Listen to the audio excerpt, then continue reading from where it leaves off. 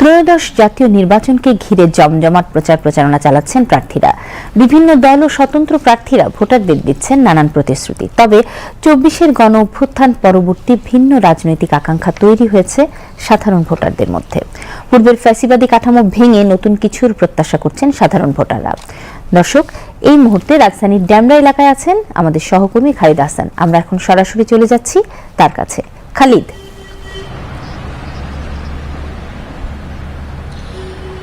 হ্যাঁ বর্ণা, আপনি যেমনটা বলছিলেন, আমরা এই মুহূর্তে আছি ঢাকা ৫ আসনে। এটি মূলত ড্যামরা এলাকা। তো এখানে প্রচুর ভোটার আছে, প্রায় ৪.৫ লক্ষের মতো ভোটার আছে, যার অর্ধেকই নারী। তো এখানে মূলত দুজন প্রার্থীর মধ্যেই প্রতিদ্বন্দ্বিতা হচ্ছে। বিএনপি মনোনীত প্রার্থী ধানের শীষ প্রতীকে নবিউল্লাহ নবী এবং জামাতে ইসলামের দাড়িপাল্লা প্রতীকে জনাব কামাল হোসেন, এই দুজনের মধ্যেই মূল প্রতিদ্বন্দ্বিতা হবে বলে ভোটাররা তারা মনে করছেন, যদিও আরও বেশ কয়েকটি দলের প্রার্থিতা এখানে রয়েছে। রাজধানী খুবই কাছে একটি আসন, এই ঢাকা ৫ আসন, কিন্তু এখানে ভোটাররা যেটা বলছেন যে এখানে ব্যাপক জলবদ্ধতার সমস্যা রয়েছে, একই সাথে মশার সমস্যা রয়েছে। তো সব মিলিয়ে ভোটাররা যেটি প্রত্যাশা করছেন যে এমন জনপ্রতিনিধি তারা চান যারা দীর্ঘদিনের এই সমস্যা জলবদ্ধতা নিরসন করতে পারবেন। তারা আশায় বুক বেঁধেছেন বলা যায় যে নতুন এই পরিবর্তিত রাজনৈতিক পরিস্থিতিতে যারা নির্বাচিত হবেন তারা জনগণের কথা শুনবেন, জনগণের মতামতকে প্রাধান্য দিবেন এবং একটি নতুন রাজনৈতিক সংস্কৃতি দেশে গড়ে উঠবে। তো বলা যায় যে ভোটারদের মন জয় করার জন্য শেষ মুহূর্তে প্রার্থীরা ব্যাপক প্রচারণা চালাচ্ছেন। তারা দাঁড়ে দাঁড়ে যাচ্ছেন, ভোটারদের প্রতিশ্রুতি দিচ্ছেন এবং ভোটারদের তাদের পক্ষে ভোট দেওয়ার জন্য, ভোটারদের মন জয় করার জন্য তারা সর্বাত্মক চেষ্টা করছেন। তো আমরা এই মুহূর্তে কথা বলবো, এই এলাকায় অনেকেই আছেন যারা বসবাস করেন। আপনাদের এই এলাকায় আসলে কি ধরনের সমস্যা, কিংবা যারা জনপ্রতিনিধি নির্বাচিত হয়ে আসবেন তাদের কাছে আপনাদের কি প্রত্যাশা?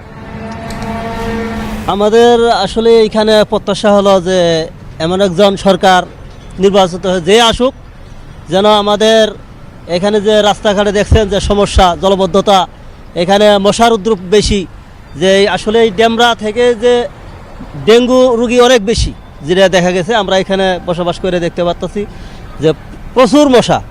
যা এটা আমার মনে হয় যে এই প্রশাসনের এটা দৃষ্টি আকর্ষণ করা উচিত এবং জলবদ্ধতা নির্মূল হলে আমার মনে হয় যে মশা উদ্যোগটা কমবে। আর সরকার যে আসুক, আমরা চাই যে দুর্নীতিমুক্ত সমাজ, এই সমাজের উপর দুর্নীতি হয় আর দ্রব্যমূল্য যেন অবশ্যই নিয়ন্ত্রণে থাকে, এটাই হলো আমাদের প্রত্যাশা। আপনাদের কি প্রত্যাশা? বিসমিল্লাহির রহমানির রহিম। আসলে প্রত্যাশা তো যারা নির্বাচিত সরকারে আসবে তাদের কাছে অনেক কিছুই।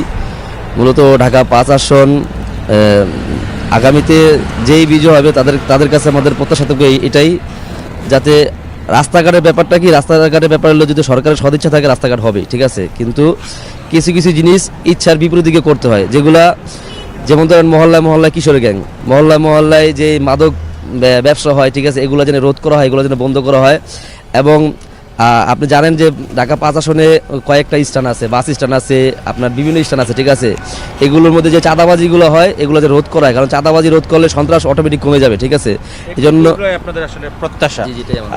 একজন বয়স্ক ব্যক্তি আছেন, আগেও তো অনেক ধরনের নির্বাচন দেখেছেন না?